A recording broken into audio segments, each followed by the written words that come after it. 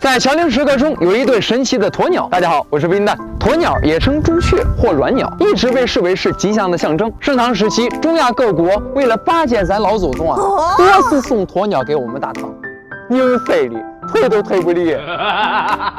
所以啊，后来我国出土的很多石刻当中都有鸵鸟的形象，但是乔陵的这2尊石鸵鸟真的是与众不同，堪称为乔陵的谜团之一。为啥呢？除了因为它们都是高肉浮雕，雕刻洗练，栩栩如生之外，更神奇的是，在鸵鸟的颈部石刻是淡黄色的，并雕刻了微小的鳞片，用手去摸，竟然会有一种，咦，这里面这样稀森的，哎呀，我后背咋一股凉风？这咋看我呢？